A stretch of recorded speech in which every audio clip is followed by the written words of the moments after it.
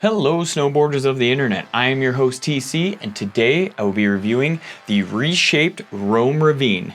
If you're interested in this board or any other of the products that I mentioned in this video, make sure you're going in that description, clicking those links down below, and that way you're not searching for this board or anything else yourself. This board is equipped with Rome's Free the Ride camber profile. So what that is you're going to have a large rocker section in the nose, then pretty much right once you get to that insert pack, it'll turn flat all the way to pretty much about where the logo is, and then you're going to have a camber section all the way through the tail. So what that's going to do is that camber section is going to give you that pop, that stability, that drive you're looking for, where that flat section and that rocker in the nose is going to give you ease of entry in and out of turns. It's also going to help with float just a little bit there. The Rome Ravine is offered in a 152, 155, 158, 161, 159 wide, 162 wide, and a 165 wide. I rode this board at Copper Mountain where it was an amazing day. We got about 6 to 10 inches of snow the night before, and it was truly just great snow. Nice, light, and fluffy, but you know, you could still not have to just dig right through to the bottom, that sort of thing. The runs did get pretty chewed up pretty much like right away in the morning, so it was pretty much to the trees for most of the day, where they just stayed untouched like almost all of the day, which was absolutely amazing. The sun did start poking out later in the day, which really made it nice, but the wind was there all day, so whatever snow we got up top on the mountain, it blew and just deposited all towards that bottom section of the mountain and just kept it fresh all day. Pretty much free refills. It was amazing. I used my Ride Fuse boots and my Jones Mercury FASE bindings. Based on what I've told you about this camber profile, you can definitely guess that it has a directional flex, and you would be right, where this nose feels really soft. And then as you work your way towards the tail, it definitely stiffens up to where I would say it does get a little bit stiffer than the middle of the road back there, but overall, it's just slightly stiffer than the middle of the road. When you do go to foot steer this thing, it's right in that middle there where you're not working too hard, but you know, it's gonna keep you honest. As we talk about the stability of this board, because there is such a large rocker section in the nose here, I did notice that when I was just hauling ass through the chundry sections, through those chewed up parts, this thing was flapping around. I could feel it vibrating underneath my front foot. So just take that as you will. I pretty much just shifted my weight back when I needed to charge and really push through that stuff. Just shifted the weight back there. These pop rods in the tail definitely make it feel a lot more stable. And because I could feel all that vibration through the front here, it definitely has that more lively feel to it. You know exactly what you're going over and you're gonna feel it. It's not gonna be the dampest board out there or anything like that, but it's definitely more on that lively side.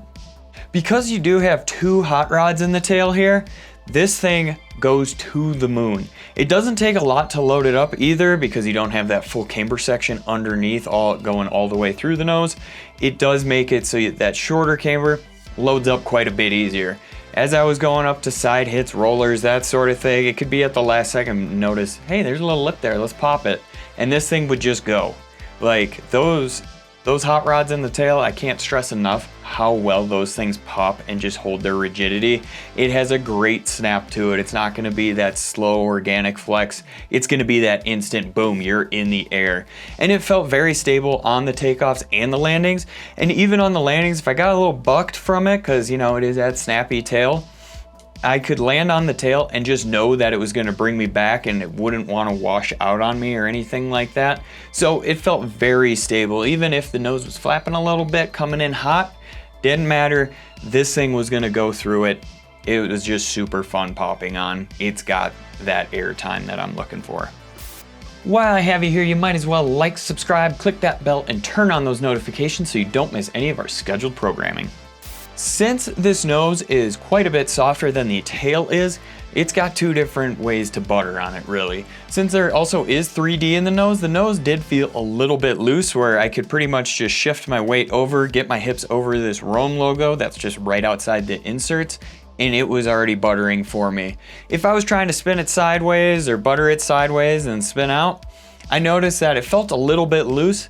Just because I couldn't really dig in that edge and hold, it took a little bit more there. But as we transfer on over to the tail, it's a totally different story.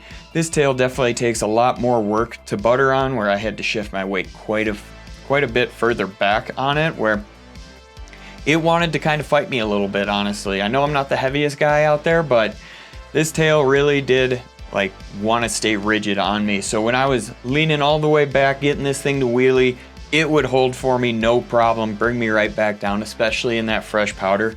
It was amazing. But I will say, if you're gonna be buttering on groomers, anything like that with the tail, expect some pop out. This thing just loads up all that energy and just wants to return back to its regular shape. So it is gonna wanna pop you out. Just be prepared for that. But overall, I mean, buttering on this nose in the powder, so much fun. The tail, you can wheelie on it in the powder, get that thing straight up to 12 o'clock. Really fun as well, but you know, it's got two different feelings to it, so just take that as you will. Carving. This board will hit any carve, you're just gonna have to approach it a little bit differently. With those short, quick carves, say you're going through the trees and some fresh powder, you can just keep your feet just right where they're at, don't have to shift your weight too much. This nose is gonna wanna float, stay above that snow, so you can just wiggle around nice and easy. It gets over extremely easy, so I wouldn't worry about it being a little bit too burly when it comes to those short, quick carves. As we move on to those medium and those large carves, you'll notice that you kind of have to start shifting your weight further back depending on the carve and depending on how hard you're really going on it.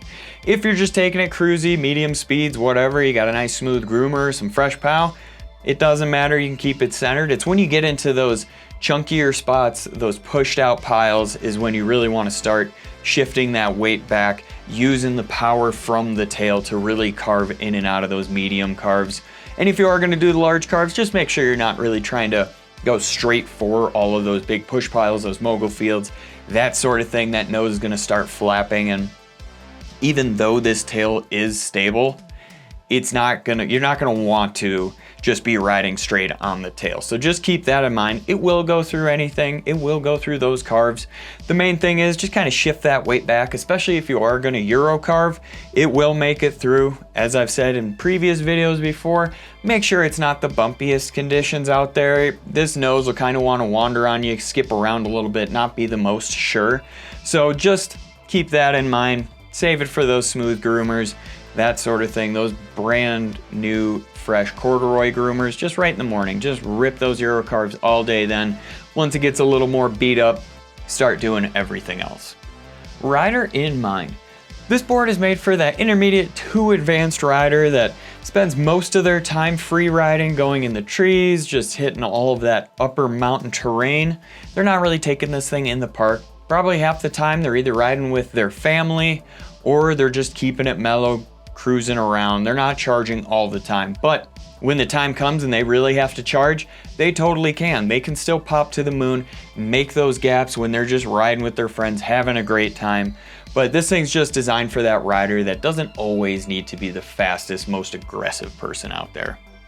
If you're looking for another way to get involved in the Angry Snowboarder community, head on over to Angry Snowboarder VIP. What is it, you might ask? Sure, I could explain it here, but we have a great video over there getting into it really in depth. I really had a great time on this board.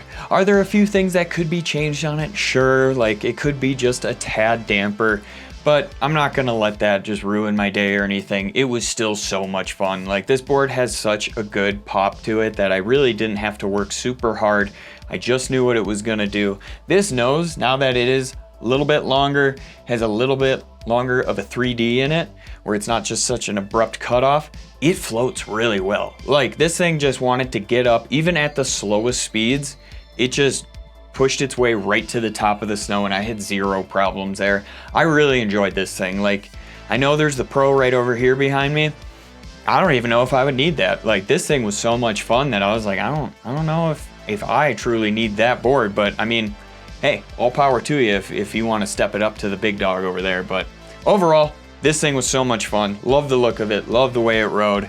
I'm stoked that Chilton got his hands on this whole line because it's been top notch so far. Comparable boards: the Ride Moderator, the K2 Passport, and the Salomon Highpath.